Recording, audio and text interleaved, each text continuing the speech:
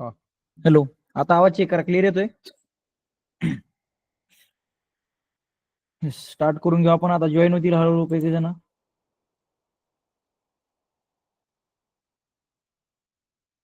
चला, 2 ते नवीन वह्या वगैरे नोटबुक सांगितले त्या आणून ठेवल्या काय तुमच्यासोबत?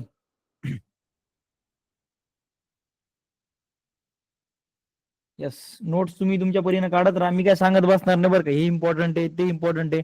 प्रत्येकाचा बघण्याचा नजर वेगळा असतो. तुम्हाला काय इम्पॉर्टंट वाटतं ते तुम्ही तुमच्या अकॉर्डिंग नोट डाऊन करा, पॉसिबल झालं तर. नाही तर एक काम करा, रेकॉर्डिंग बघा ना वापस. रेकॉर्डिंग तुम्हाला मी म्हटलोय ना, लिमिट्स नाहीत किती वेळा पण. तुम्ही संध्याकाळी वाटलं तर ही बॅच करायची, सकाळी वापस रेकॉर्डिंग, सकाळी उठाय 7 वाजता रेकॉर्डिंग बघा. नोट्स पण होतात आणि रिव्हिजन पण होऊन जातं. क्लिअर? स्क्रीन शेअर केली दिसते, एकदा चेक करा.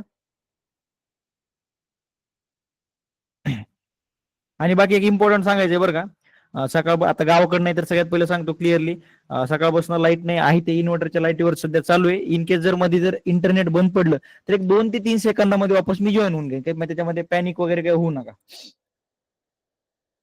चालेल. हा, तर चला आता क्लिअर आहे. आता स्टार्ट करतो. सगळ्यात पहिलं बघा, इम्पॉर्टंट बोलायचंय मला, वापस वापस सांगत बसणार नाही. जो आपला ग्रुप आहे त्या ग्रुपला भरपूर मेंबर्स आहेत, मी पाहिले पण नाही किती आहेत काय ते. तर कुणी कोणाचे पर्सनल नंबर घ्यायचे नाहीत, की ह्याच अपेक्षेने नाही आपण आपला ग्रुप बनवू, आपण आपलं पर्सनल डिस्कशन करू, काय ते तुमच्या घरी. जर कुणी जर तसं मतलब आढळलं मला, तर बघा लीगल ऍक्शन घेईन. मला काही प्रॉब्लेम नाही, कारण ते नंबर आपलं काम आहे प्रायव्हसी मेंटेन ठेवायचं. तुम्हाला लईच भाईचारा करायचा असेल तर तुम्ही तुमचं पर्सनली काय असेल ते तुम्ही तुमच्या जाऊन ठिकाणी भेटा, पण हिथनं नंबर कोणी घ्यायचा नाही ग्रुपमधनं. आणि सेपरेट ग्रुप तर जर बनला तर लिगल ऍक्शन 100% घेईल. मला काहीच प्रॉब्लेम नाही त्या गोष्टीमध्ये. फक्त तसं काही कुठे करू नका. काही काही नमुने असतात हुशार, जे अति हुशार व्हायला बघता प्रत्येक टायमाला. असे काही कुठे करू नका प्लीज. चालेल. आणि क्लास जेव्हा संपतो का त्या टायमाला सगळ्यांनी लेफ्ट झालं तरी चालतं बरं का. काय होतं, इथनं मीटिंग मला सगळ्यांची लेफ्ट करता येत नाही. काय नवीन सिस्टम आले काय नाही यांचं, एंडिंगला राहता तुम्ही तुमचं डिस्कशन करत बसा, त्या गोष्टी चालणार नाही. चला आता पुढे स्टार्ट करू. तुम्ही तुमचे नोट्स वगैरे काढून घ्या, काय असेल आपण एंडिंगला डिस्कशन करू. तर बघा, स्क्रीन शेअर केली दिसते ना सगळ्याला, काही प्रॉब्लेम नाही. स्टार्ट करू का? शार्प 9:30 झालेत. चला डन. हा, आता इंटरनेट प्रॉब्लेम आला तर काय असेल तर तुम्ही हँडल करू शकता. तर बघा, सगळ्यात पहिलं ब्रोकरचे टर्मिनल आहे. ह्याच्यामध्ये तुम्हाला एक 2 मिनिटात फक्त तुम्हाला याच्यामधनं तुम्हाला दाखवतो कसं काय असणार आहे. बघा, हे ब्रोकरचं टर्मिनल आहे. ह्याच्यामध्ये बघितलं ना तुम्ही, इथं इथं वॉच लिस्ट असते बघा, 1 2 3 4 5 6 7 हे वॉच लिस्ट झाले. त्यामध्ये आपण काय करू शकतो, आपल्या आवडीची शेअर्स असतील, आपल्या आवडीची इंडेक्स असतील, त्यामध्ये तुम्ही ऍड करू शकता. इथं बघा, 1 नंबरच्या स्लॉटमध्ये निफ्टी 50 मध्ये जेवढे स्टॉक्स आहेत, 50 शेअर सगळे ऍड केलेत मी, ज्यांना मी प्रत्येक दिवशी ऑब्झर्व करतो. एखादा ट्रेड घ्यायचा असेल त्याच्यामधून मी घेऊन टाकतो ट्रेड. क्लिअर? तुम्ही एकदम इझी आहे. काय असेल तुमचं नाव सर्च करा. समजा तुम्हाला समजा रेणुका हे काय असेल ते ऍड करायचं असेल, क्लिक करा, ऍड करा त्याला. सिंपल झालं ऍड इथं. त्यानंतर बघा, हे सिंपल चार्ट असणार आहे. ह्याच्यामध्ये टूल बॉक्स येते. टूल बॉक्स म्हणजे काय, आपल्याला इथे ड्रॉ करायला लागणार. आपण जसं आता स्टार्ट करू का टेक्निकल अनालिसिस, तसं आपल्याला यूज लागेल. हे टेक्निकल अनालिसिस साठी लई इम्पॉर्टंट टूल बॉक्स आहे, याच्यामध्ये तुम्ही तुमचा यूज करू शकता. आता त्यानंतर बघा, सगळ्यात इम्पॉर्टंट येत आहे की तुम्ही मार्केटमध्ये किती प्रकारे काम करू शकता. एकच मिनिट द्या. हे बघा, इक्विटी मार्केटमध्ये लय जणांचा गैरसमज आहे बरं का. मी म्हणजे 2-2, 4-4 वर्ष जे एक्सपिरियन्स लोक आहेत त्यांच्याकडनं सुद्धा ऐकतो, सर फक्त शेअर्सला बायच करता येतो का, त्यांना सेल करता येत नाही का. तर सगळी दुनिया होती याच्यामध्ये. हे बघा, तुम्हाला असं वाटतंय की ह्या सर्टन पॉइंटला मी इथे जर बाय करतोय, मी जर ह्या पॉइंटला रिलायन्सला बाय करतोय, इथे समजा रिलायन्स 100 रुपयाला चालू आहे, मी 100 रुपयाला बाय करतोय. 100 रुपयाला तुम्ही रिलायन्स बाय केला, सप्लाय डिमांड नुसार किंवा जे कन्सेप्ट शिकवणार त्यानुसार बाय केला.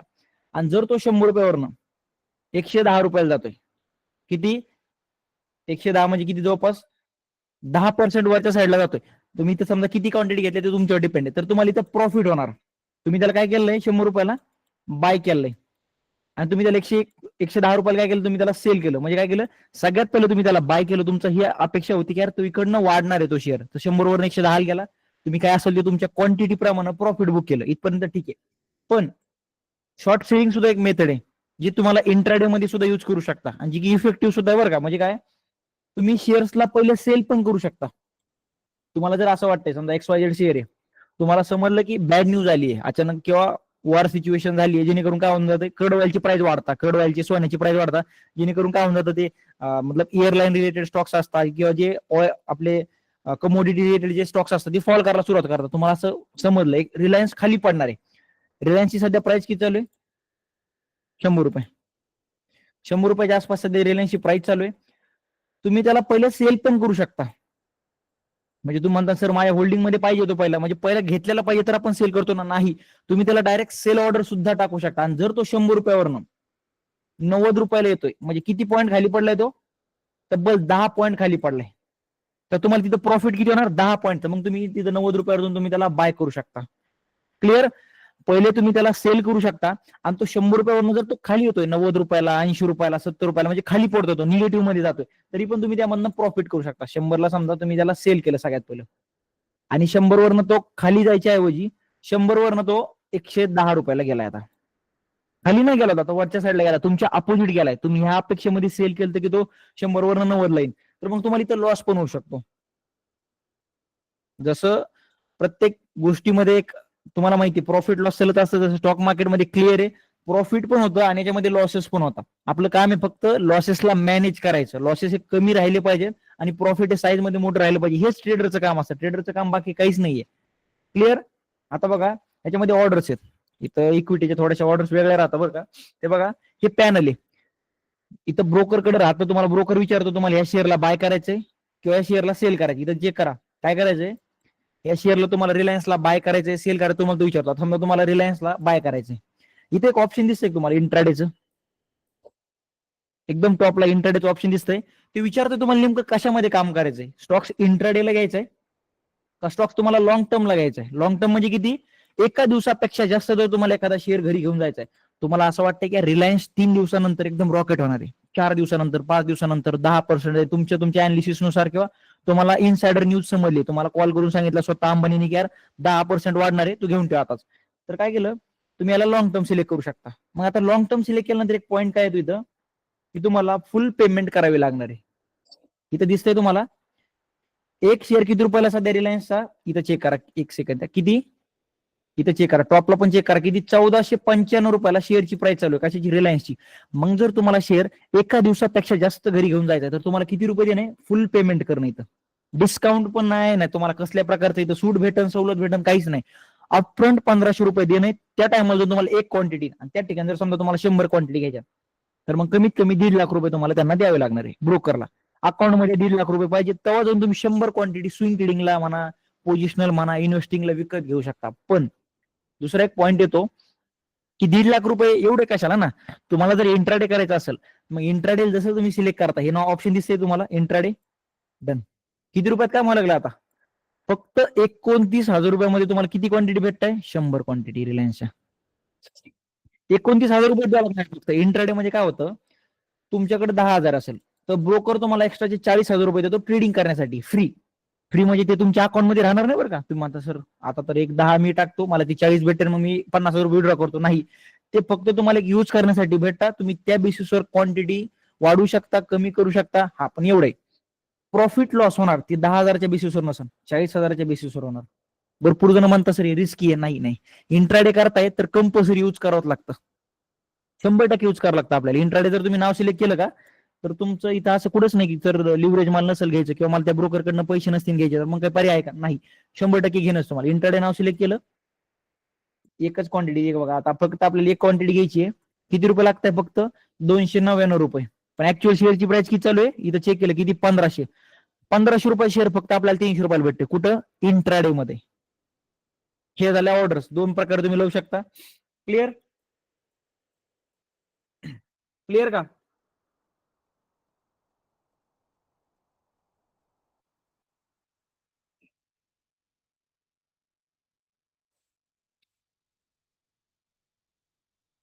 Okay, done. आता आपण थोडस पुढे जाऊ. आता बघा इथपर्यंत ठीक झालं, तुम्ही दोन प्रकारे काम करताय. तुम्हाला वाटतं शेअर वरील, आता बघा या बाजूला रेड बॉक्स दिसतोय, याचा अर्थ काय, तुम्ही तुम्हाला वाटतं की यार इंट्राडे मध्ये तो आज खाली पडणार, रिलायन्स 2%, 3% काय ते समजलं तुम्हाला इनसाइडर, तुम्ही त्याला सेल पण करू शकता. जो 1500 रुपयावर जर 1400 आला तर तुम्हाला त्यामध्ये प्रॉफिट होईल क्वांटिटीनुसार. आता इथं बघा 100 क्वांटिटी घ्यायला गेलो, इंट्राडे मध्ये किती, फक्त 100 क्वांटिटी 29,000 तो स्टॉक्सला मी सेल करू शकतो. आणि ते 29,000 मतलब एवढं कॅपिटल लागतंय, 1500 वरनं 1400 येतोय, तर काय असेल ते क्वांटिटीनुसार मला त्यामध्ये प्रॉफिट लॉस बघायला भेटेल. इथपर्यंत क्लिअर झालं? हे झालं एकदम बेसिक. पण आता जसं इक्विटी मार्केट म्हणजे काय, आपण कंपन्याच्या शेअर्स मध्ये काम करणार सिंपल. तर याचे पण वेगवेगळे प्रकार पडतात. नुसतं एक रिलायन्स नाव घेतलं, एचडीएफसी नाव घेतलं, ऍक्सिस बँक नाव घेतलं, याच्यात होऊन जात नाही सगळं. 2-3 नाव घेतले म्हणजे याच्यामध्ये संपून जात नाही. याच्यामध्ये भरपूर सारे कन्सेप्ट आहेत. त्याच्यामध्ये सांगू का, सगळ्यात पहिलं स्टॉकच्या कॅटेगरीज पडतात. सगळ्यात पहिलं कोणता, लार्ज कॅप.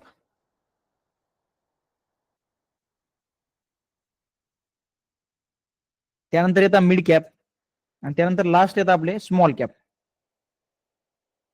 म्हणजे प्रत्येक शेअरचे कॅटेगरी असतात. प्रत्येक शेअर एक त्याच्या कॅटेगरीनुसार मोडले गेलेलं आहे. असं नाही की नुसतं एक नाव घेतलं मग झालं, टाटा पॉवर घेतलं नाव झालं, किंवा तुमचं येस बँक घेतलं नाव झालं, नाही. याच्यामध्ये पण वेगवेगळे प्रकार येतात. प्रत्येकाचे इंडेक्स वेगळे, प्रत्येकाचे सेक्टर वेगळे. ते इम्पॉर्टंट आहे बरं का. इक्विटी मार्केटमध्ये लोक चुकता कुठं माहितीये का, त्यांना मिड कॅप मध्ये स्टॉक्स आहे का स्मॉल कॅप मध्ये हेच समजत नाही, मग चुका करून बसता. त्यामुळे हे समजणं गरजेचं आहे. आता लार्ज कॅप म्हणजे काय माहितीये का, असे स्टॉक्स, लार्ज कॅप म्हणजे काय, असे शेअर्स ज्यांचं मार्केट कॅप म्हणजे काय, त्या कंपनीचं टोटल व्हॅल्युएशन. ती कंपनी म्हणजे सिंपल भाषेत बोलायचं झालं तर ती कंपनी किती रुपये, सगळे मतलब सगळं कंपनीचं व्हॅल्युएशन किती आहे, हे कमीत कमी 20,000 करोडच्या पुढे असेल. 20,000 करोडच्या पुढे असेल, तो स्टॉक झाला तुमचा लार्ज कॅप. ते तुम्हाला सांगतो कुठं बघायचं, कसं बघायचं सगळं सांगतो. असे शेअर्स ज्यांचं मार्केट कॅप म्हणजे ती टोटल कंपनीची व्हॅल्यू ही 20,000 करोडपेक्षा जास्त आहे. आता रिलायन्स सारखी कंपनी 3-3 लाख करोडची आहे, मग ही कुठे आहे, ती लार्ज कॅप मध्ये. त्यानंतर मिड कॅप मध्ये कोण येतात, असे शेअर्स ज्यांचं मार्केट कॅप हे 5,000 करोडपेक्षा जास्त आणि 20,000 करोडपेक्षा कमी, मिड कॅप कॅटेगरीमध्ये येतात.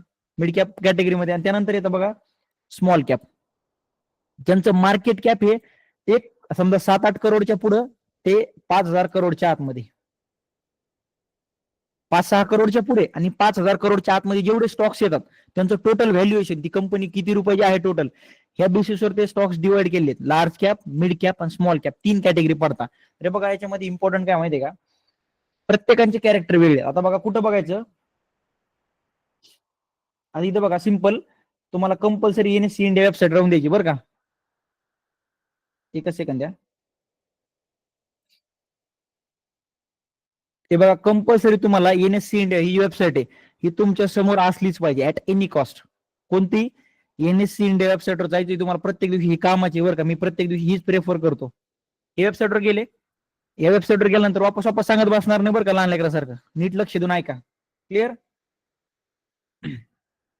सगळ्यात पहिलं काय करायचंय, इथं तुम्हाला 3ऱ्या नंबरचं ऑप्शन दिसतंय तुम्हाला, मार्केट डाटा. त्यावर क्लिक करा. तुम्ही मोबाईलवर बघताय तर मोबाईलवर आय थिंक राईट हँड साईडला 3 डॉट्स आहेत. त्या 3 डॉट्सवर क्लिक करताना 3ऱ्या नंबरच्या ऑप्शनला सिलेक्ट करायचं, आणि 3ऱ्या नंबरच्या ऑप्शन मध्ये सुद्धा 3ऱ्या नंबरच्या ऑप्शनला जायचंय. कुठे जायचंय आपला, इथे काही 3 नंबरला क्लिक केलं, तुमच्या समोर असे शेअर्स आले जे लार्ज कॅप मध्ये. आता इथं बघा मी जसं क्लिक करतोय कशावर, निफ्टी 50च्या नावावर क्लिक करा, तुमच्या समोर सगळी हिस्ट्री आली. हे बघा दिसतंय तुम्हाला, Nifty mid cap 50, Nifty small cap 50, Nifty 100, Nifty next 50. तर सगळे तुम्हाला याच्यामध्ये शेअर्स बघायला भेटेल. आता निफ्टी 50 म्हणजे काय माहितीये का, असा एक इंडेक्स, बघा भरपूर जणांनी ऐकला असेल लहानपणापासून, मला पण जसं समजतंय ना, तर समजा न्यूज असेल किंवा आपले जिथं ऐकायला भेटते, सेन्सेक्स पहिल्यापासून ऐकतोय मी. तर सेन्सेक्स म्हणजे काय, इंडियातल्या टॉप 30 कंपनीज, इंडियातल्या टॉपच्या 30 कंपनीला एकत्र करून बनवलेला इंडेक्स येतो. आता 30 कंपन्यांवर आपण बघून ठरवू शकत नाही मार्केट कसं चालू आहे, तर हे इंडेक्स कडे बघून समजून जाईल की सध्या मार्केटमध्ये काय आहे. किंवा निफ्टी 50, लय जण ऐकता, मला माहितीये. निफ्टी 50 म्हणजे काय, इंडियातल्या टॉप 50 कंपनीज, ह्या टॉप 50 कंपनीचे मिळून हा एक इंडेक्स बनलाय.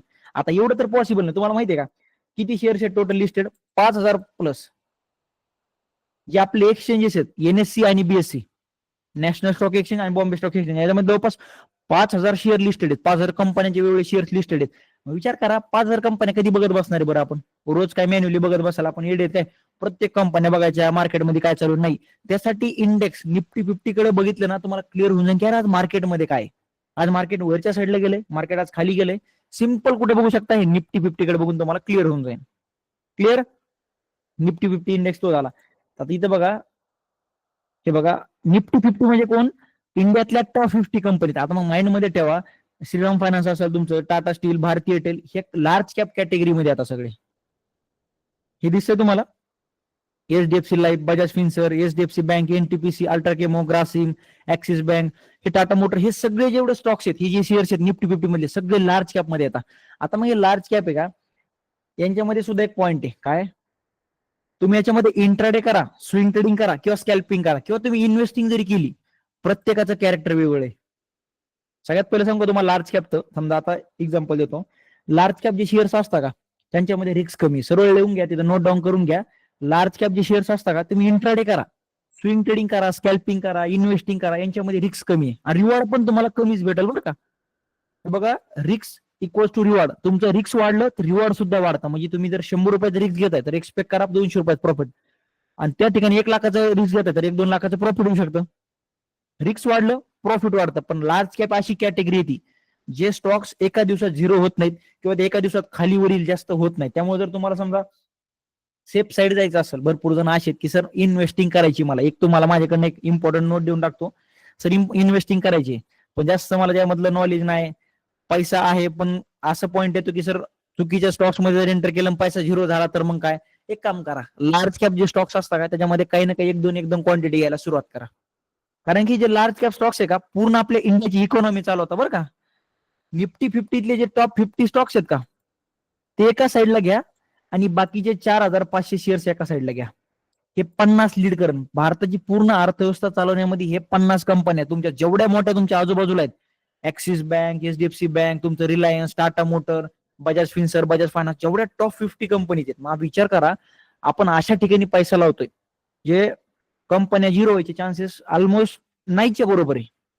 एखादा झिरो जरी झाला तरी मग बाकीचे तरी वाचून धरतील ना आपल्याला. आपण 10-15 शेअर्स घेतले तर एक झिरो झाला तर बाकीचे 14 आहेत ना आपल्या प्रॉफिट द्यायला. क्लिअर. लार्ज कॅप मध्ये काम करायला ठरवलंय तर रिस्क कमी आहे तुमचं, मग त्याच्यामध्ये रिवॉर्ड पण कमी भेटन. मात्र एक सेकंड कॅटेगरी येते मिड कॅप.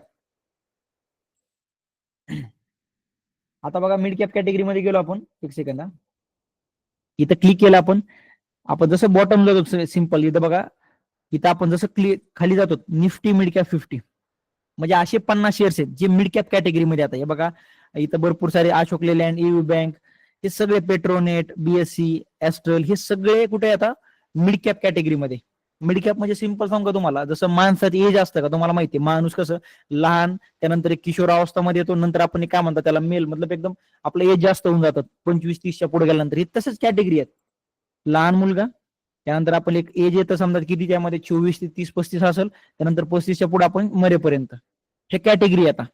आणि त्या शेअर्सचे सुद्धा कॅटेगरी असतात. मिड कॅप स्टॉक्स म्हणजे असे कोणते स्टॉक्स जे सध्या त्यांच्या ग्रोथ फेजमध्ये आहेत, असे शेअर्स जे सध्या ग्रोथ फेजमध्ये, कंपनी चांगली परफॉर्मन्स करते, company day by day profit show करते, हे झाले ग्रोथ वाले स्टॉक्स. हे आता कुठे जाणार आहेत, हे थोड्या दिवसानंतर कुठे एंटर करणार आहेत, मिड कॅप लार्ज कॅप मध्ये. कंपनी ग्रोथ करते म्हणल्यावर थोड्या दिवसांनी काही व्हायना मार्केट व्हॅल्युएशन वाढणार का नाही, कॉमन सेन्स आहे. कंपनीची साईज वाढली तर व्हॅल्युएशन सुद्धा वाढतं, मग कुठं शिफ्ट होतील मिड कॅप. त्यानंतर लास्ट येतात स्मॉल कॅप. आता ह्याच्यामध्ये काय, मिड कॅप मध्ये रिस्क पण वाढलं तुमचं आणि रिवॉर्ड सुद्धा वाढला. म्हणजे रिस्क तर आहेच ठीकठाक पण रिवॉर्ड सुद्धा वाढतो. पण मात्र लास्ट एक अशी कॅटेगरी आहे, तुम्ही म्हणता ना सर मला एक जर एखादा शेअर असा सांगा, किंवा सांगत नाही बरं का, जे एक्झाम्पल घेतोय, जो 100 रुपयाचा 5000ला गेला पाहिजे, 20 रुपयाचा 40 रुपये, मतलब कमीत कमी 400 रुपयाला गेला पाहिजे, ती कुठे पॉसिबल आहे माहितीये का, फक्त स्मॉल कॅप मध्ये. स्मॉल कॅप म्हणजे कोणते शेअर्स, ज्या कंपन्या मॅच्युअर नाही झाल्या अजून, मॅच्युअर म्हणजे लहान आहेत, त्या माहित नाही याच्यातनं पुढे चालून लंबी घोडा कोण आहे आपल्याला कोणालाच माहित नाही, आपण फक्त त्याच्यामध्ये काय करू शकतो, एक रिस्क घेऊ शकतो. मग आता काय होतं, हे जे स्मॉल कॅप कॅटेगरीचे स्टॉक्स आहेत ते कुठं बघायला भेटतील तुम्हाला, हे बघा इथं तुम्ही स्क्रोल डाऊन केलं, निफ्टी मिड कॅप 50 बॉटमला गेले, इथे दिसतंय तुम्हाला Nifty small cap 50, Nifty small cap 250, 250 shares आहेत तुमच्या समोर जे स्मॉल कॅप कॅटेगरीमध्ये आता. हे दिसतंय, हे आवाज, ट्रायडंट, उषा मार्ट, तेजसनेस, हे सगळे स्मॉल कॅप कॅटेगरीमध्ये. आणि यांच्यामध्ये पोटेन्शियल पण तेवढंच आहे बरं का, यांच्यामध्ये रिस्क जास्त आहे. आपण जर याच्यामध्ये इन्व्हेस्टिंग केली, स्विंग ट्रेडिंग केली तर तुमचं रिस्क सुद्धा जास्त आहे. हे शेअर्स तुम्हाला सांगू का, नोट डाऊन करा, एका दिवसामध्ये 20-20% खाली वरी होतात, त्यांना काहीच प्रॉब्लेम नाही. 20% म्हणजे त्यांना असं वाटतं की यार चला उठता बसता एवढं काही लई मोठी गोष्ट नाही त्यांसाठी. पण लार्ज कॅप स्टॉक्स 20% हे रेअरली होता. खूप चांगली न्यूज पाहिजे तेव्हा 20% तो शेअर वरी जाईल, किंवा खूप बेकार न्यूज पाहिजे तेव्हा त्या टायमाला 20% खाली येईल. पण हे स्मॉल कॅप स्टॉक्स असेच जे 12% एका दिवसात जाणं वरी, म्हणजे बाय का केले त्यांसाठी सिंपल. पण एक पॉईंट येतो, मग आता रिस्क सुद्धा वाढले याच्यामध्ये. रिस्क सुद्धा जास्त असतं आणि रिवॉर्ड सुद्धा जास्त असतो. एक्झाम्पल देतो तुम्हाला एखाद्या शेअरचा. आता ट्रायडंट बरं का, आता बघा हे बघा, एक चेक करा. एकदम समजा तुम्ही 24 रुपयाला बाय केला असता, किती 40% रिटर्न दिले फक्त 1.5 महिन्यामध्ये. आता कोण एवढं रिटर्न देते सांगा ना? 40% रिटर्न भेटले फक्त 1.5 महिन्यामध्ये. हे पॉवर आहे कशाची? स्मॉल कॅपची. पण त्याच्या बरोबर हे पण बघा ना, काय खाली पडताना कसं पडता. सर्व तो कुठे आला? 52% फॉल झाला एका वर्षामध्ये. इथं चेक करा. समजा जानेवारीमध्ये 2024ला स्टार्टिंगच्या वीक मध्ये, पहिल्या वीक मध्ये बरं का 2024च्या, किती पर्सेंट रिटर्न दिलं त्यांनी? 50% रिटर्न फक्त किती दिवसामध्ये? 1.5 वीक मध्ये. म्हणजे 10 दिवसामध्ये तुम्हाला 50% रिटर्न भेटतंय. किती मोठं रिटर्न झालं? ही फक्त पॉवर कशाची माहिती आहे की स्मॉल कॅप कॅटेगरीमध्ये. रिवॉर्ड पण तुम्हाला जास्त, मग आता त्यामध्ये लॉस पण जास्त होईल. हे तर तुम्हाला माइंडमध्ये ठेवावं लागणार. प्रत्येक कॅटेगरी राहते शेअरची. आता त्याच्यामध्ये तुम्ही म्हणता सर आम्ही कशामध्ये काम करायचं, मी तिघांचं पण स्टॉक सिलेक्शन देणार बरं का तुम्हाला, टेन्शन घेऊ नका. फक्त तुमच्यावर डिपेंड करतं, तुम्ही अग्रेसिव्ह आहात, कन्झर्वेटिव्ह आहात, हे मला माहित नाही. तुमची जन्मकुंडली मला माहित नाही की यार तुमचं नेचर कसं आहे. माझं नेचर मला माहिती आहे, मी अग्रेसिव्ह मध्ये मोडतो, मला काही प्रॉब्लेम नाही. अग्रेसिव्ह म्हणजे कसं एकदम फास्ट डिसिजन घ्यायला तयार आहे मी. पण काही काही नमुने असे असतात जे कन्झर्वेटिव्ह असतात, ते 4 वेळा एखादी वस्तू घ्यायला गेले का 4 वेळा भाव करून बघणार, मागं पुढे होणार. तर तशा लोकांनी लार्ज कॅप मध्ये काम केलं बरं असं. रिस्क पण लय नाही आणि रिवॉर्ड पण लय नाही, पण टिकून राहतात खेळामध्ये. एक सॅम्पल दाखवतो तुम्हाला याचं. हे बघा, 2021 किंवा 2020ला तुम्ही जर याला 4 रुपयाला घेतला असतं तर कमीत कमी यांनी तुम्हाला 1300% रिटर्न दिले 2.5 वर्षामध्ये. 2020 ते 2022 एंडिंग पर्यंत 2च वर्षात पकडून घ्या. 1.5 वर्ष झालं, 1.5 वर्ष पण ऍक्च्युली 2 वर्ष पकडा. 1300% रिटर्न, 1 लाखाचे 13 लाख रुपये झाले असते. ही कशाची पॉवर आहे? स्मॉल कॅप कॅटेगरीची. हे दिसतंय तुम्हाला ही स्टॉक्स. मग आता असा पॉईंट येतो ना माइंड मध्ये की सर हे स्मॉल कॅप तुम्ही म्हणता, रिस्क पण याच्यामध्ये. मग मी तुम्हाला तेच म्हणतोय, आपण अशा घोड्यावर पैसा लावतोय जो आता लहान आहे. आपल्याला माहित नाही तो पुढे चालून रेसमध्ये कसा टिकल, खेळण नाही खेळण, आपल्याला काहीच माहित नाही. आपण फक्त अशा घोड्यावर पैसा लावून देतोय जो लहान आहे पण एवढं आहे. मग हे स्वस्त भेटतात थोडीशी, हे स्वस्त भेटतात आणि यांच्यामध्ये पोटेन्शियल असतं पैसा मोठ्या लेवल पर्यंत ग्रो करायचं. मग तुम्ही मिड कॅप मध्ये गेले, रिस्क कमी होतं, रिवॉर्ड पण कमी होतं. मग लार्ज कॅप मध्ये जा, सेफ, एकदम सेफ. तुम्ही विचार करा, रिलायन्स मध्ये तुम्ही इन्व्हेस्टिंग केली, मला माहिती आहे रिलायन्स सारखा शेअर असा आहे, 2 वर्ष तो डाऊन जाऊन द्या, 2 वर्ष मी क्वांटिटी त्यात ऍड करत राहीन. पण मला एक माहिती आहे, तिसऱ्या वर्षी तुम्हाला तो सगळे रिटर्न काढून फिडून काय असेल ते 15, 17, 18% रिटर्न देऊन टाकन तुम्हाला तो. हे कसे आपण एवढा ट्रस्ट कशामुळे? कारण की लार्ज कॅप कॅटेगरीमध्ये मोडता. क्लिअर? क्लिअर का? झोपले काय सगळे?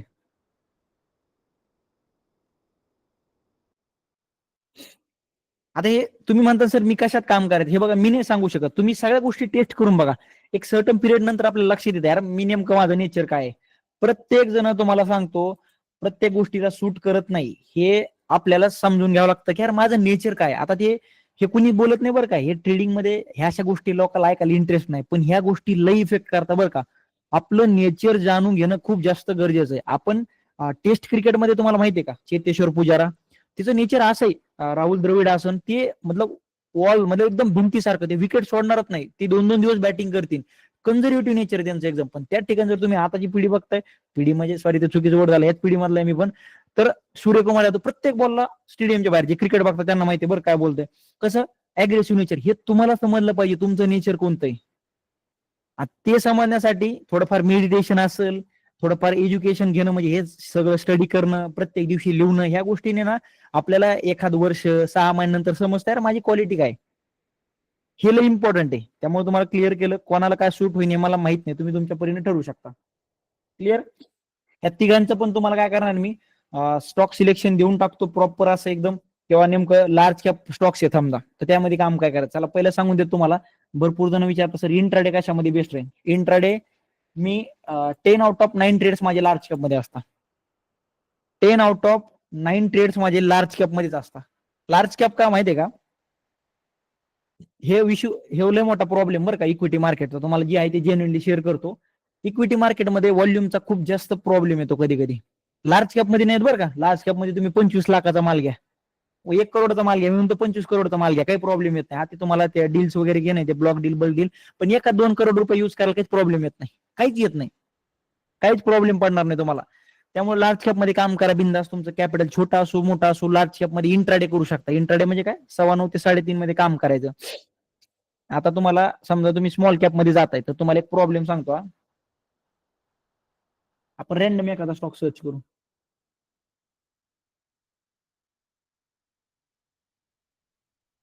हा, डन. इक्विटी मार्केट तर याला तर म्हणतात इक्विटी मार्केट. इक्विटी मार्केट पासून लोक लांब का राहता माहितीये का, त्यांना समजतच नाही शेअर्स काय असतात, कोणत्या स्टॉक्स मध्ये काम करायचं, कोणत्यांच्यापासून लांब राहायचं. हे बघा, हे झाला स्मॉल कॅप. स्मॉल कॅप म्हणजे काय, अशी कंपनी जी त्याच्या स्टार्टिंग फेज मध्ये त्याचं कॅपिटल मतलब मार्केट कॅप फक्त 100 करोड आहे. मार्केट कॅप म्हणजे काय, टोटल कंपनीचं व्हॅल्युएशन हे फक्त 100 करोड आहे.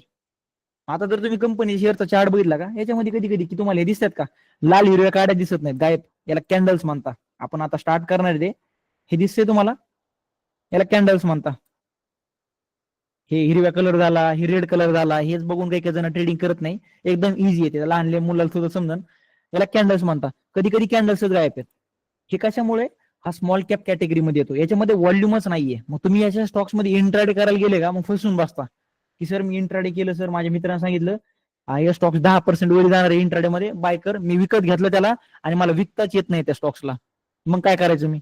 त्यामुळे हे जे स्टॉक दिसतात अशापासून लांब राहायचे. लार्ज कॅप मध्ये आपलं काम करायचं कुठं, निफ्टी 50च्या स्टॉक्स मध्ये. स्टार्टिंगच्या फेज मध्ये तेवढं करा, नंतर स्टॉक सिलेक्शन सांगणार आहे तुम्हाला. हे बघा दिसतंय, टाटा स्टील. एका, मी म्हणतो 1 करोडचं कॅपिटल लावा, काहीच प्रॉब्लेम येणार नाही तुम्हाला. मात्र इथं 1 लाख जरी कॅपिटल लावलं का, तरी तुम्ही गुंतून बसता. याच्यामध्ये ट्रेडिंग करणं पॉसिबलच नाही. कोण मतलब ह्याच्यामध्ये फक्त ट्रॅपिंग केली जाते. ट्रॅपिंग म्हणजे काय, आपल्यासारख्या लोकांना ट्रॅप केलं जातं इक्विटी मार्केटमध्ये. इक्विटी मार्केट आज फक्त युज केलं जातं लोकांना ट्रॅप करण्यासाठी. स्पेशली स्मॉल कॅप कॅटेगरीमध्ये जर तुम्ही शेअर्स बघताय, तर तुम्हाला ते पंप अँड डंप केलं जातं. म्हणजे तुम्हाला एखादा टेलिग्राम असेल किंवा एखादी न्यूज चॅनल असेल किंवा एखादा मतलब युट्यूबर असेल, तो सजेस्ट करतो की यार XYZ स्टॉक्सची एक चांगली न्यूज आली आहे, त्या स्टॉक्सचं 40 रुपये प्राइस चालू आहे, 50 रुपये तो शेअर भेटतोय, सगळे त्याला घेऊ शकता. आपले लोक काय करतात, डोळे झाकून घ्यायला सुरुवात करतात तो शेअर. शेअर तो 2-4 दिवस वरी जातो. 100 रुपये शेअर म्हणा, 110 जातो, पण 110 वरनं जसा पडायला सुरुवात होतो, तो सरळ 20-30 रुपयावर येतो. आपले लोक इथे 1-2 लाख रुपये लावता आणि सगळे पैसे घालून बघता कुठे, ह्या अशा स्टॉक्स मध्ये. त्यांच्यामध्ये व्हॉल्यूम नाहीये, काहीच व्हॉल्यूम नाही. म्हणजे काय, ह्याच्यामध्ये ट्रेडिंग केली जात नाही. हे बघा, एकच सेकंद द्या. व्हॉल्यूम म्हणजे काय सांगतो तुम्हाला, अशा स्टॉक्स मध्ये काम करायचं आपल्या जिथे ट्रेडिंग केली जाते. पण या स्टॉक्स मध्ये बघा व्हॉल्यूम किती आहे आजचं, एक सेकंद द्या. हे तर दिसतंय तुम्हाला, आज फक्त 49,000 ऑर्डर्स पंच झाल्यात. 49,000 ऑर्डर काहीच नाही आहेत. तुम्ही आणि मीच तेवढ्या ऑर्डर पंच करू. क्लास मधले मेंबर्स आहेत का आपले, आपण जर ठरवलं ना या स्टॉक्सला आपण 20% वरी घेऊन जाऊ शकतो, तुम्ही आणि मी बसून सुद्धा एका दिवसात 20% वरी. मग त्यामुळे अशा स्टॉक्स पासून लांब राहा. लार्ज कॅप मध्ये काम करा. आता समजा टाटा स्टीलचं एक्झाम्पल घेतो. मी म्हणतो ना, 40 करोड रुपये जरी असतील आणि 400 करोड जरी असेल, या स्टॉक्सचा तुम्ही केस सुद्धा नाही हलवू शकत, केस सुद्धा. टाटा स्टील हे जे लार्ज कॅप मध्ये येतात, त्यामुळे ट्रेडिंग ही लार्ज कॅप स्टॉक्स मध्येच केली जाते. क्लिअर का तुम्हाला. हा, ते पण सांगू. Mid cap small cap best आहे का, हा पुढे आहे ना आपलं कन्सेप्ट, त्याच्यावर पण.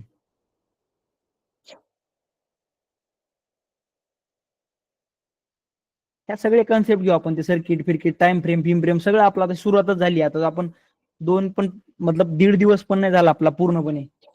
मी ट्राय करतोय सगळे पॉईंट घेऊन जाय सोबत, कारण की ऑप्शन ट्रेडिंग केली म्हणजे ट्रेडिंग येत नाही.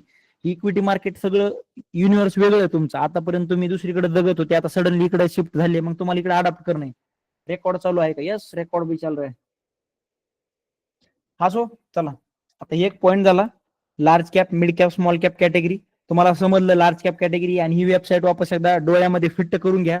अरे ही वेबसाईट आपल्याला याची समजा सिंपल सांगतो, गव्हर्नमेंटची NSE BSE जे एक्सचेंजेस आहेत का आपले, त्याच्यामध्ये आपण ट्रेडिंग करतोय, त्याचा पूर्ण डाटा किंवा आपल्याला शेअर्स भेटणं विकणं ह्या सगळ्या गोष्टी कुठे होत आहे, गोष्टी NSE आणि BSE वर. तर NSE ची पर्सनल वेबसाईट आहे. याच्यावरचा डाटा एकदम जेन्युअन राहतो 100%. आणि मी सुद्धा याच्यातनच घेतो, मी बाहेर कुठे डोकं लावत नाही जास्त.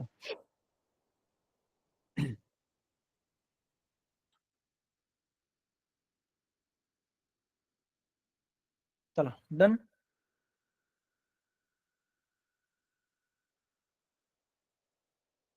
ओला इलेक्ट्रिकलचं इन्फॉर्मेशन काही नाही माझ्याकडं. काय पॉईंट सांगत विसरून गेलो बघा कमेंटच्या नादामध्ये, असं होते. एक सेकंद द्या मला. हा, तर चला इथपर्यंत डन झालं. आता याच्या पलीकडे एक पॉईंट येतो, आज घेऊन टाकतो, इम्पॉर्टंट आहे बरं का ते सुद्धा. बोलू थोडंसं ईटीएफ बद्दल, सांगू का?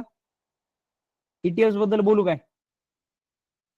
इम्पॉर्टंट आहे ते, मी तर लई इम्पॉर्टन्स देतात छोट्या छोट्या गोष्टीला. येस, चलो. त्या पाहिजे नमुना कुठे गेला? Stock option. अरे थोडा दम घ्या की राव.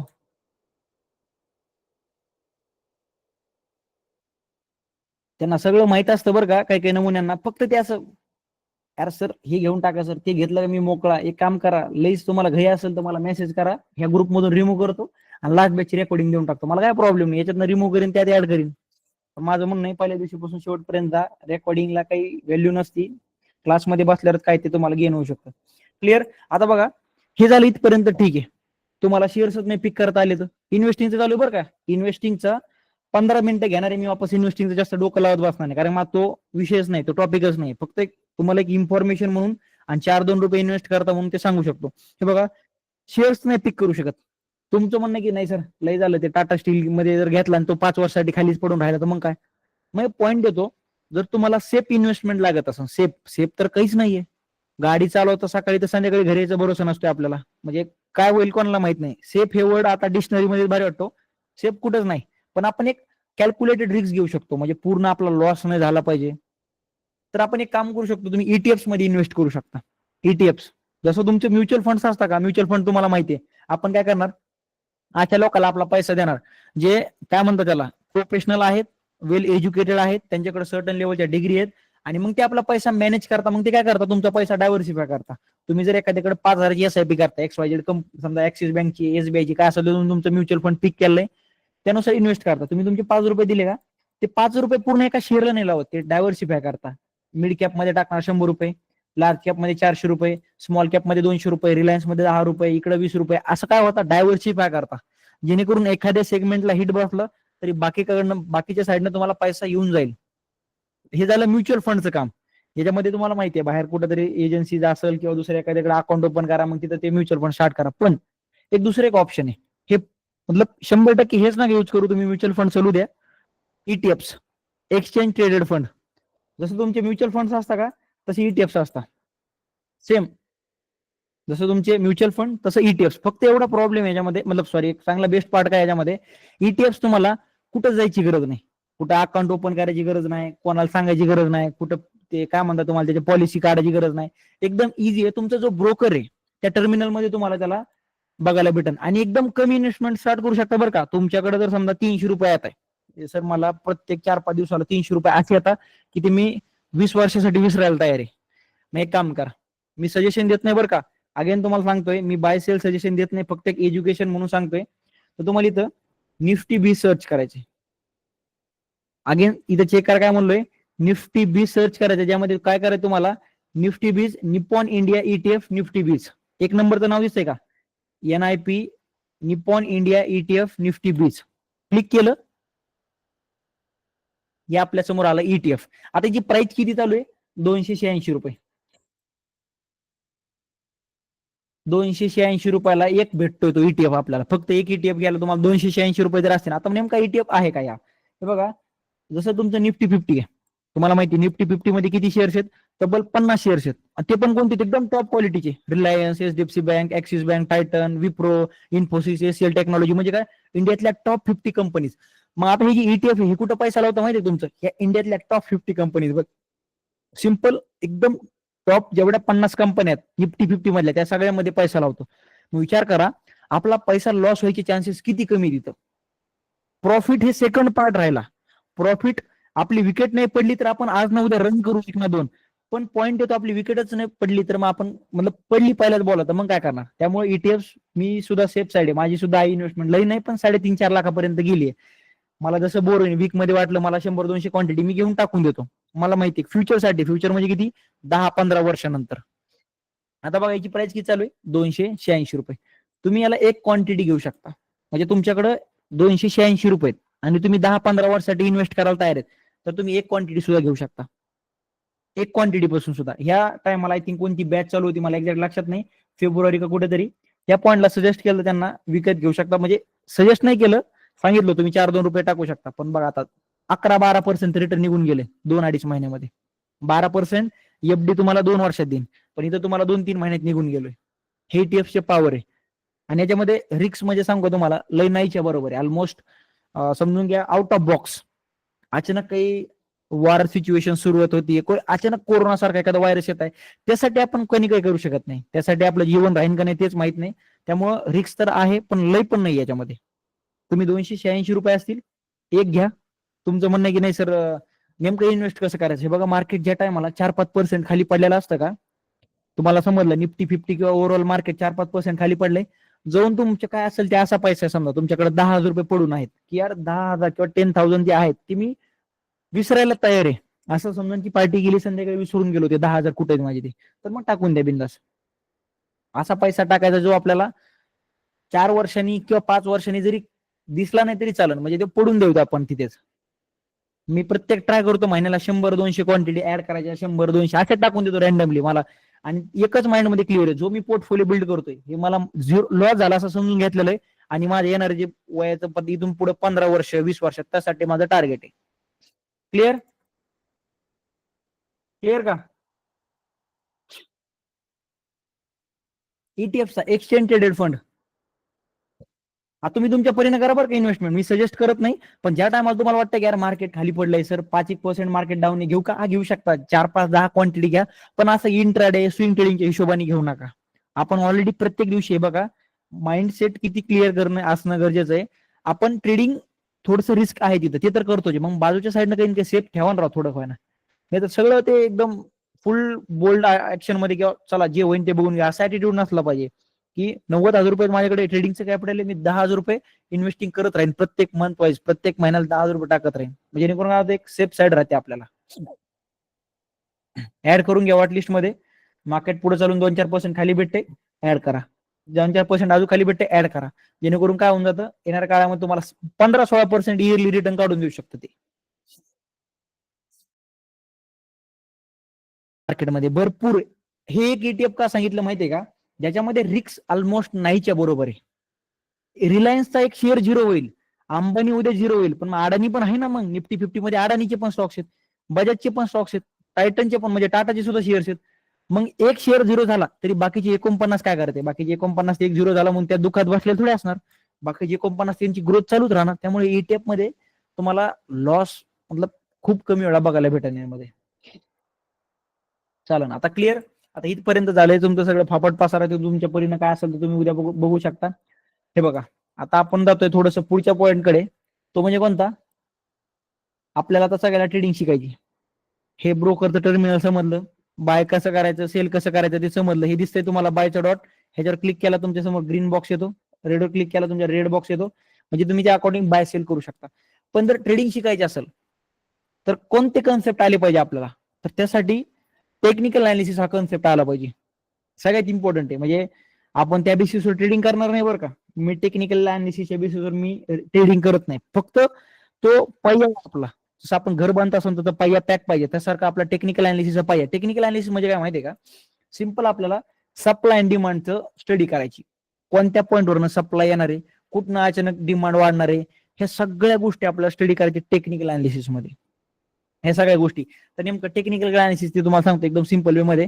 टेक्निकल अनालिसिस म्हणजे फ्युचर मध्ये काय घडलंय, सॉरी पास्ट मध्ये काय घडलंय, अगेन काय सांगताय का, टेक्निकल अनालिसिस म्हणजे काय, पास्ट मध्ये काय घडलंय हे फ्युचर मध्ये किंवा प्रेझेंट मध्ये रिपीट घडन ह्या अपेक्षेने आपण काम करणार आहे. म्हणजे समजा XYZ घ्या, रिलायन्सचा शेअर आहे, हे 2015ची गोष्ट चालू बरं का. 2015 मध्ये एक असं पॅटर्न म्हटलं,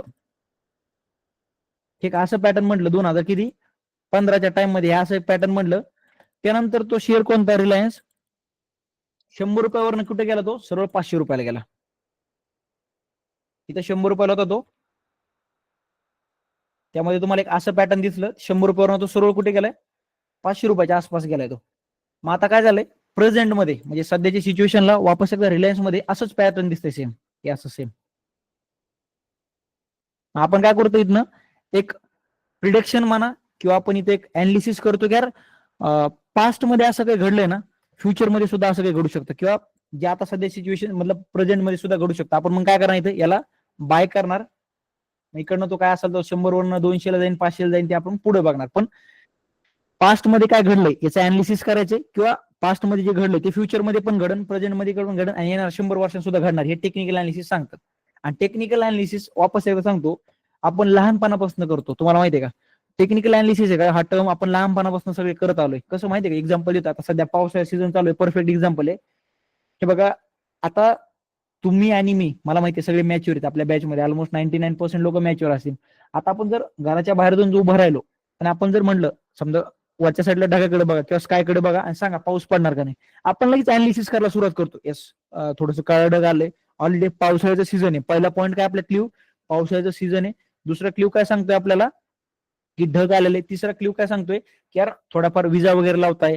किंवा चौथा पॉईंट काय, की गार वारा वगैरे सुटला असेल एकदम, तर त्यानुसार आपण ठरवतो यार पाऊस पडणार आहे. आता आपण काय केलं, टोटल पूर्ण अनालिसिस केलं आपण झिरो लेवल पासून. पण हे अनालिसिस आपल्याला जन्माला शिकायला भेटलं होतं पहिल्या दिवशी नाही, आपण हे ऐकत आलेलो आहे. पास्ट मध्ये ही गोष्ट आपण कुठे कुठे ऐकलेली, आणि फ्युचर मध्ये आपण तीच अपेक्षा करतो की यार असंच घडण वापस एकदा. आपण आता लहानपणी आपल्याला शिकवलं जातं की असं अशी गोष्ट आहे, अशी घडली की असं होतं. हे एक्स वाय झेड जर झालं, ते एक फॉर्म्युला आहे, A equals to B equals to C, काय असेल ते मॅथ मधला त्यासारखंच आहे. पास्ट मध्ये आपल्याला काय शिकवलं जातं, ही अशी गोष्ट घडली तर रिझल्ट असा येईल एक्स वाय झेड. त्यासारखं सेम आता आपण इम्प्लिमेंट करतो आपल्या लाईफमध्ये, की यार आता असं घडलं तर असं रिझल्ट येईल, आपण असं माइंड मध्ये घेऊन चालतो. ते सेम ट्रेडिंग आहे. आपल्याला काय करायचंय, ही जी चार्ट्स आहेत कंपनी शेअर्सचे, यांची आपल्याला काय करायचंय, हिस्ट्रीमध्ये बघायचंय कुठं काही घडलंय का. इथं बघा, इथे एक बघा, ही कॅन्डल दिसते तुम्हाला, याला कॅन्डल म्हणता. ही कॅन्डल एक अशी दिसते, हे अशा हॅमर सारखी दिसते. हॅमर म्हणजे काय, हातोड्यासारखी दिसते. तिकडनं काय झालं, तो शेअर वरच्या साईडला गेला, रिलायन्स. किती पर्सेंट वरी गेला बघू आपण, जवळपास 6% वरी गेला तो. मग आता समजा आता सिच्युएशन सध्याची, आता सध्या ही डेट चालू आहे किती, आज एक्झाम्पल घ्या, आज आपण एक्झाम्पल घेऊ, आज आपण 7 एप्रिल चालू आहे. 7 एप्रिल असे माइंड मध्ये इमेजिन करून चालू. इथं काय झालं, अशी एक कॅन्डल म्हटली, त्यानंतर तो शेअर 7% वरी गेला. हे काय झालं, पास झालं. पण आता हे प्रेझेंट आहे, प्रेझेंट मध्ये पण घडले. मग आता आपण माइंड मध्ये काय ठेवणार, यार लास्ट टाइमला 2016ला असं घडलं होतं, त्यानंतर तो शेअर वरी गेलता. मग आता पण आपण तीच अपेक्षा करणार की इकडनं तो वरी जाणार, आणि त्या अकॉर्डिंगच तो शेअर वरी जातो. काय असेल ते 5-6%, 10%, ते आपण बघूत पुढे. टेक्निकल अनालिसिस म्हणजे काय, पास्टचा परफॉर्मन्स बघायचा आणि प्रेझेंट मध्ये डिसिजन घ्यायचे. क्लिअर, क्लिअर का.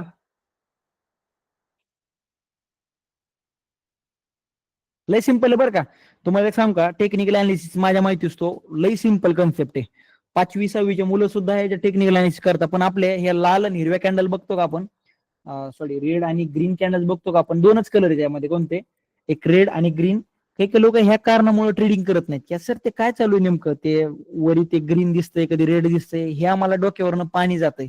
मग त्यामुळे आपण काय करतो, याच्यापेक्षा सोपा मार्ग काय, दुसऱ्याच्या कॉल टिपवर जगणं, हे प्रेफर करतो आपण.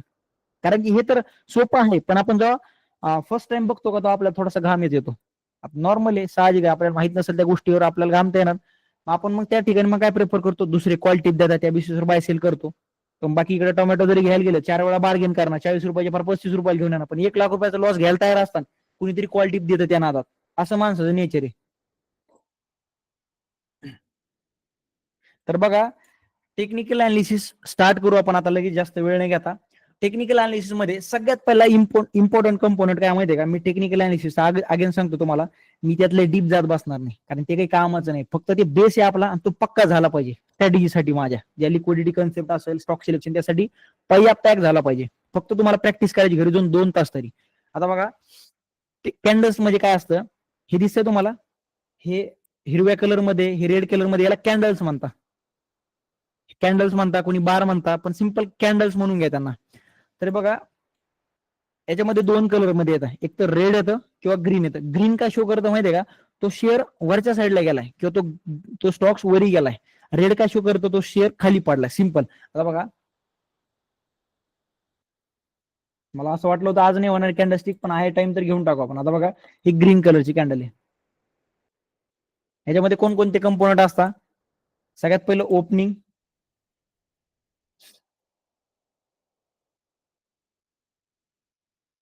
लो, सगळ्या सांगतो बरं का, ते जे नवीन लोक आहे त्यांनी तरी थांबा, एक्सपिरियन्स वाले तुम्ही उद्या जॉईन झाले तरी चालेल. हे लो झालं तुमचं, हे क्लोज, याचा हाय. तर बघा ही जी कॅन्डल असते, या कॅन्डल मध्ये नेमके कोणते कोणते कन्सेप्ट असतात. तर सगळ्यात पहिला जो कलर दिसतोय, हा जो मिडल मधला कलर आहे, हा दिसतोय तुम्हाला ग्रीन, याला बॉडी म्हणतात. जो मिडल मधला कलर आहे त्याला बॉडी म्हणतात. आणि याच्यामध्ये दिसत असून तुम्हाला एक वरच्या साईडला एक बारीक रेस गेली आहे, तर दिसतंय तुम्हाला एकदम टॉपला. एक सेकंद द्या. इथे दिसतंय तुम्हाला बारीक रेषा दिसते वरच्या साईडला, पण खाली त्यांना वीक म्हणतात. सिंपल भाषेत अप्पर शॅडो आणि लोअर शॅडो दिसतंय तुम्हाला. कॅन्डलच्या वरच्या साईडला जी लाईन असेल तिला अप्पर शॅडो म्हणतो आपण. कॅन्डलच्या वरच्या साईडची जी लाईन आहे तिला अप्पर शॅडो, आणि कॅन्डलच्या खाली असेल तिला लोअर शॅडो. क्लिअर. मिडल मध्ये झाली जी body, upper shadow, lower shadow, एवढंच फक्त कंपोनंट आहे कॅन्डल मध्ये. त्या काय, मिडल मध्ये आली बॉडी, खालची जी बारीक रेष आहे तिला लोअर शॅडो, आणि वरच्या साईडची जी रेष आहे तिला अप्पर शॅडो. सिंपल. मग आता ही ग्रीन कॅन्डल का शो करते, सिंपल, की तो शेअर वरच्या साईडला गेला किंवा तो शेअरची प्राइस वाढलेली आहे. मग आता जी ग्रीन कॅन्डल ती कुठे ओपन होती, ह्या पॉइंटला. ओपन कुठे झाली, इथे. ओपन झाल्यानंतर जो सगळ्यात लो पॉईंट असतो लोअर शॅडोचा, तो झाला त्याचा लो. आणि कॅन्डल बंद कुठं झाली, याला क्लोज म्हणतात. हे दिसतं इथे तुम्हाला, ह्या पॉईंटला बंद झाली. आजचा दिवस घ्या, इथे चेक करा. ओपन कुठं झाला, रिलायन्स आज 9 वाजून 15 मिनिटांनी इथं ओपन झाला. ओपन झाल्यानंतर 15-20 मिनिटं तो खाली पडला, इथे चेक करा. हा झाला त्याचा लो. पण अचानक चांगली न्यूज आली आज. आज ती आय थिंक चांगली न्यूज होती, मला एक्झॅक्टली लक्षात नाही, दुपारी टेलिग्रामला बघितली तुम्ही. अचानक आपलं मार्केट सगळं ग्रीन झालं, शॉर्ट अप झालं. हाय मारला आजचा. हाय म्हणजे काय, हायेस्ट प्राइस आज एका दिवसामध्ये तो शेअर कुठपर्यंत गेला, हायेस्ट प्राइस. आणि बंद कुठं झाला, 3:30 वाजता. हे शो करतात. एक मिनिट त्या लाईन मध्ये ड्रॉ करून दाखवतो,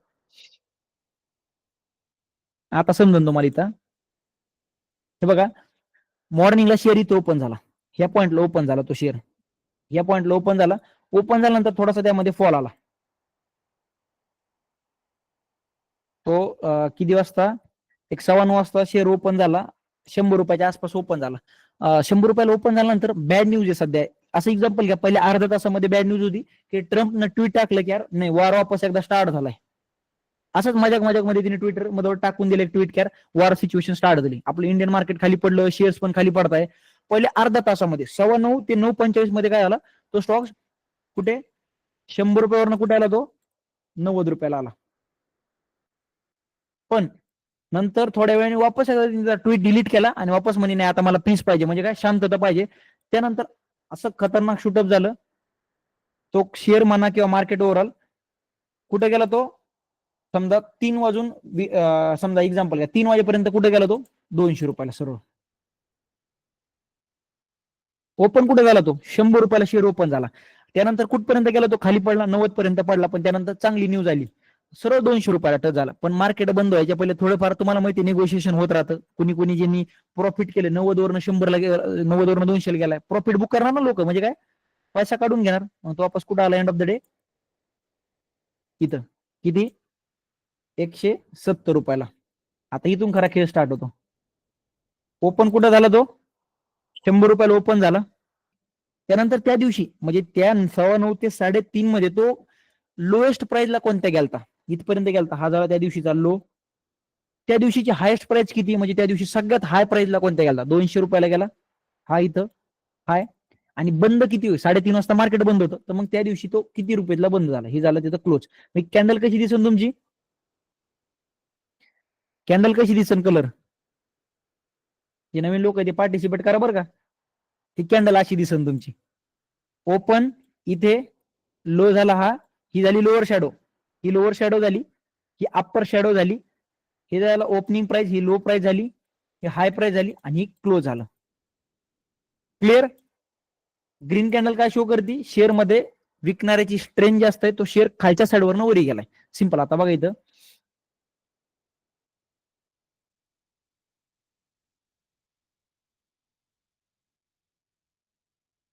इथे बघा, ओपन कुठे झाला, रिलायन्स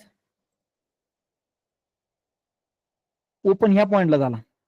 आपण पूर्ण एका दिवसाचे कॅन्डल बघतोय का, 9:15 ते 3:30 मध्ये काय कुठं झालाय, बायर सेलरचं युद्ध झालंय, त्याच्यामध्ये कोण जिंकलं हे कॅन्डल दाखवते. नोट डाऊन करायचे नवीन लोक, तुम्हाला सांगतो. विकत घेणारे मार्केटमध्ये दोन माणसं आहेत, कोण, एक विकत घेणारा असतो आणि विकणारा असतो.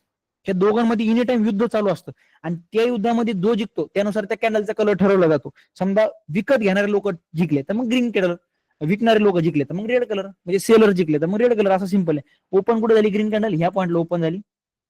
तिथं लोअर शॅडो दिसते तुम्हाला, जो लो पॉईंट आहे हा झाला त्याचा लो, हायेस्ट पॉईंट काय झाला त्या कॅन्डलचा हा, आणि बंद कुठे झाली इथे. त्यामुळे ग्रीन कॅन्डलचं साईन काय लक्षात ठेवायचं, ग्रीन कॅन्डल खालच्या साईडवर वरी जात असते. क्लिअर तुम्हाला, ग्रीन कॅन्डल क्लिअर झालं का. सध्या आपण टाइम फ्रेम नाही, मला एकदा ते बेस पक्का करू द्या, थोडासा टाइम आहे, नंतर आपण जाऊ सगळ्या गोष्टी करू आपण.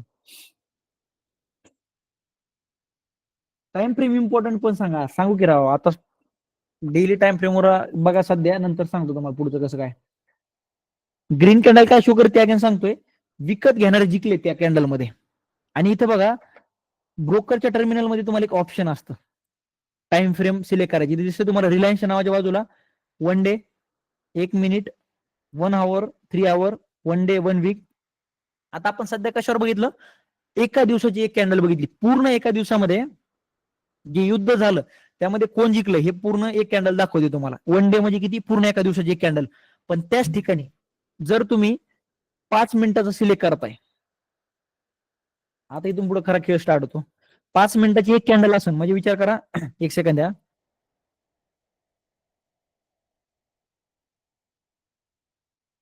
तर इथं बघा 5 मिनिटाची एक कॅन्डल आहे. मग दिवसभरामध्ये मार्केट किती तास चालू असतं, कोणी कॅल्क्युलेट करू शकता का. मार्केट किती वेळ चालू असतं, कोणाचं मॅथ वगैरे स्ट्रॉंग आहे का. 9:15 ते 3:30 पर्यंत मार्केट चालू राहतं, आणि 5 मिनिटाची एक कॅन्डल आहे, तर ते किती कॅन्डल्स बनतील ते काही आहे का कोणाकडे काही, एखाद तरी असतं बघा ज्याचं मॅथ स्ट्रॉंग राहतंय.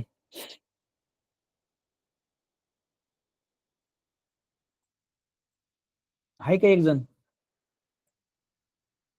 सांगा राव लवकर फास्ट मध्ये. आय थिंक 1 तासामध्ये 12 कॅन्डल्स बनतील, एका तासामध्ये 12 कॅन्डल्स बनतात. आता 75 कॅन्डल्स परफेक्ट.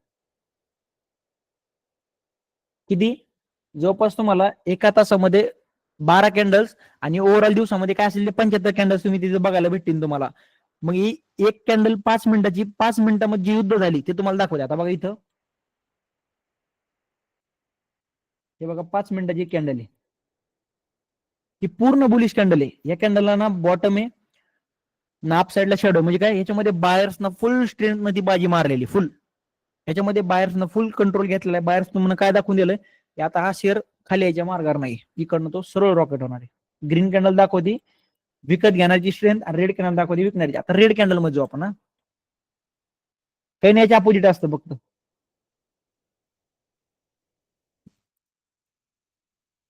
आता इथं कॉमन सेन्स येईल, जो शेअर खाली पडला, शेअर खाली पडला, मग आपण खाली पडण्याचं डेफिनेशन काय, जो व्यक्ती वरी गेलेला असेल तो खाली पडतो, म्हणजे तो सॉरी कॅन्डल काय असेल किंवा तो स्टॉक्स वरी घेऊन खाली पडलाय. आता तो किती रुपयाला होता, 100 रुपयाला होता, 100 रुपयावर सुरू आला 80 रुपयाला, तो काय झाला खाली पडलाय. मग खाली पडल्यावर कॅन्डलचा कलर कसा असणार, रेड. तर मग आता याच्यामध्ये कसं होईल, रेड कॅन्डल कशी बनती सांगतो तुम्हाला. सगळ्यात पहिला शेअर ओपन झाला ह्या पॉईंटला, ओपन झाल्यानंतर तो एक 11 वाजेपर्यंत मस्त चालत होता. 5 मिनिटाची कॅन्डलचं एक्झाम्पल घेतो असं समजा बरं का, 5 मिनिटाची किंवा डेली टाइम फ्रेम तुम्हाला काय असेल ते तुम्ही बघा तुमच्या स्टडी प्रपोज सांगतो तसं पुढे जाऊन. ओपन कुठे झाला तो, ह्या पॉईंटला ओपन झाला, एक प्राइस टाकून द्या आपण, 1,000 रुपयाला तो ओपन झाला शेअर. 1,000 रुपयावर तो कुठे गेला सरळ 1100 रुपयाला. किती वाजेपर्यंत, 11 वाजेपर्यंत 1100 रुपयाला गेला तो, 100 रुपयाने वाढला, म्हणजे किती जवळपास 10% वरी गेला तो. एखाद्या शेअरची न्यूज आठवू द्या मला, असं समजून चला इंडसइंड बँक मध्ये मध्ये फ्रॉड झाला बघा 2-2.5 महिन्यापूर्वी, त्या फ्रॉडचीच गोष्ट आहे. मॉर्निंग पर्यंत सगळं काही चांगलं चालू होतं 11 वाजेपर्यंत, पण सडनली अशी न्यूज येते की फ्रॉड झाली कंपनीमध्ये म्हणा, किंवा अचानक बॅड न्यूज आली. ते युएसने वापस एकदा मिसाईल्स टाकल्या तिकडच्या साईडला, काय असेल इराक युक्रेन काय असेल ते त्यांचं बघून घ्या, मिसाईल टाकल्या. 1100 रुपयावर तो सरळ कुठपर्यंत आला तो 700 रुपयापर्यंत. किती वाजेचा, 2:30 वाजता.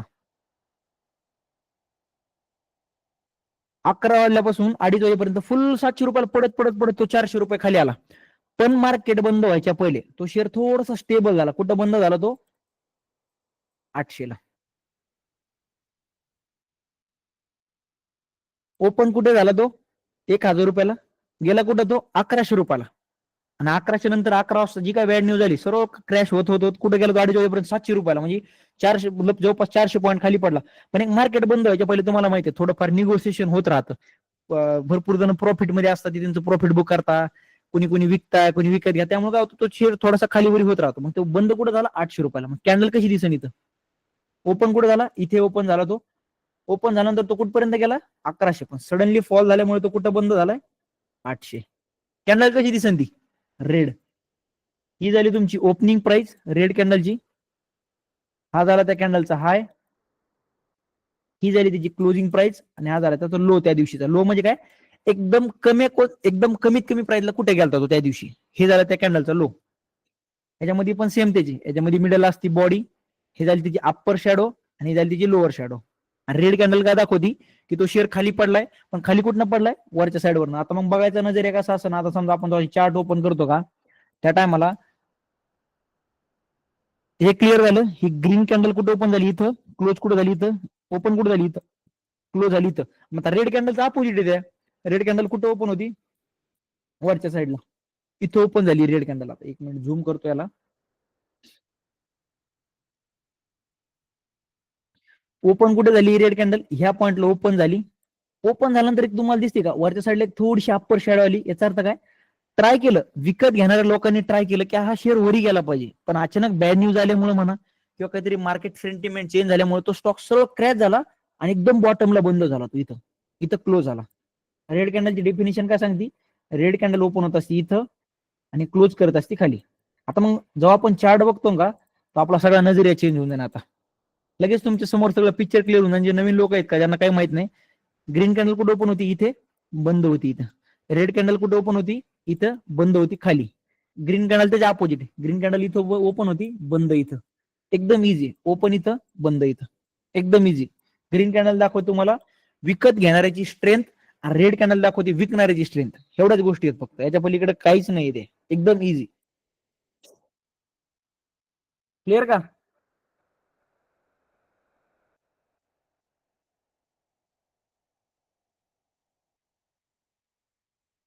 जे नवीन लोक आहेत का, तुमचं जास्त पार्टिसिपेशन पाहिजे बरं का. काय होतं, तुम्हाला ह्या गोष्टी अवघड वाटल्या का तुम्ही क्लास सोडून पळून जाता. तुम्ही काय करता मग, बघू सर रेकॉर्डिंग, नाही मला टाइम भेटत, हे झटका झटकीचे काम करू नका. विचारलं तेव्हा सांगत.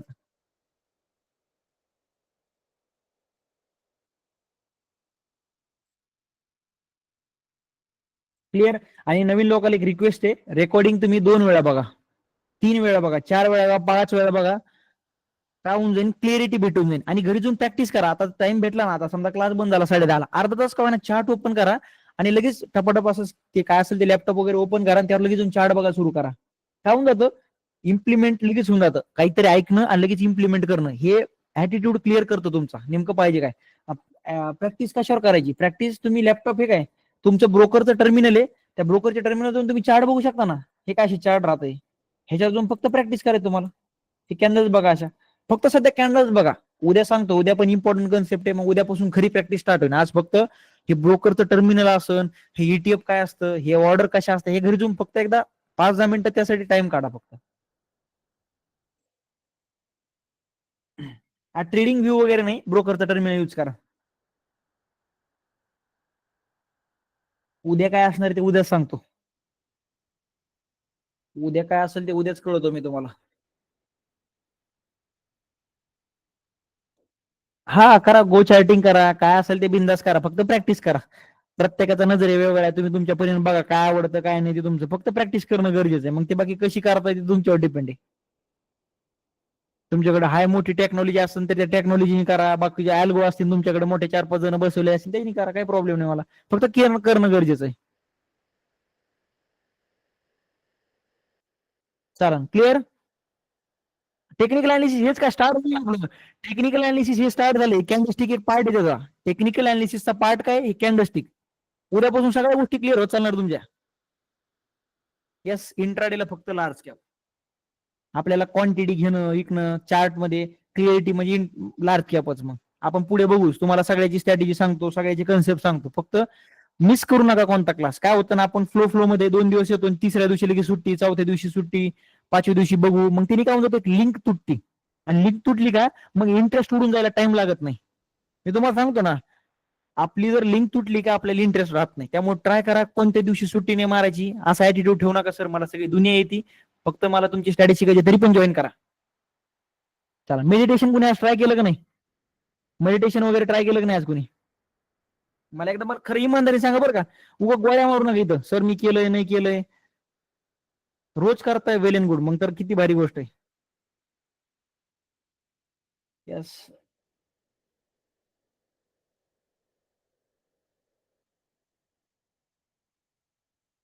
नाही जमलं आज, बघा करा राव, मी म्हणतो ना, लाईफ चेंजिंग आहे, कंपल्सरी केलंच पाहिजे. काही इकडचे तिकडे झालं तरी चालतंय, पण 10 मिनिटं दिवसातले काढायचे. 10 मिनिटं मी तुम्हाला सांगू का, रील स्क्रोल करण्यामध्ये आपल्या दिवसातले 2.5 तास जातात. 2.5 तास, 2.5 hours समजत नाही आपल्याला. पण आपण 10 मिनिटं करायचं म्हटलं, यार काय असते राव ते, आपलं शरीर म्हणत नाही. तुम्हाला सांगू का, ट्रेडिंग मध्ये मी मी तुम्हाला खोटं बोलत नाही.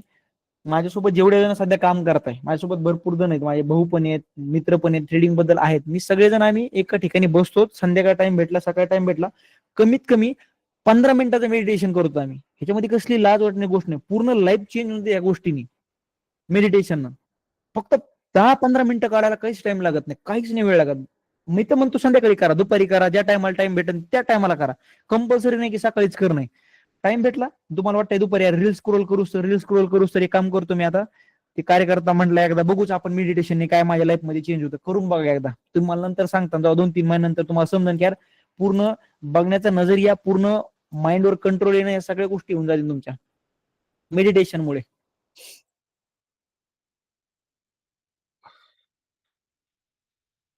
येस.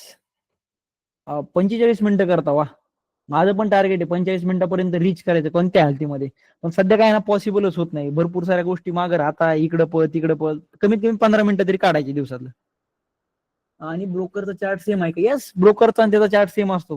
ट्रेडिंग व्ह्यूचे चोरलेले चार्ट राहते ब्रोकरचे. काय हे ब्रोकर आहे का, त्यांच्याकडनं ऍक्सेस घेता, हे दिसतं तुम्हाला नाव, चार्ट बाय ट्रेडिंग व्ह्यू. म्हणजे काय, 0 आणि 4-2 रुपये दिले म्हणून त्यांनी त्यांना चार्ट दिलाय. हे सगळं एका सोबत कोलॅप्स राहत आहे, त्यांच्यामुळं काही चेंज नसतं त्यांच्यामध्ये. हा, आपण जसं जसं पुढे जाऊ, काही टूल्स वगैरे सगळे तुम्हाला युज थ्रू होऊन जातील. प्रत्येक दिवशी तुम्हाला सांगत राहीन, हे असं करा तसं करा.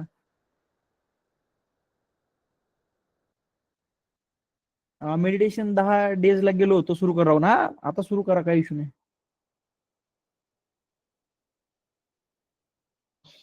चालन, चला. बाकी आजसाठी एवढंच. उद्या वापस एकदा ह्याच एनर्जीने जॉईन करा. आजसाठी एवढंच, चलो गुड नाईट. आणि प्लीज रिक्वेस्ट आहे बरं का, सगळेजण, खूप सारे कन्सेप्ट क्लिअर होता. येस, 100% होणार. फक्त एक रिक्वेस्ट आहे तुमच्याकडनं मला, की मीटिंग जेव्हा लेफ्ट करतो का मी, तेव्हा सगळे लेफ्ट होता. कोण पुण्याचं आहे, कोण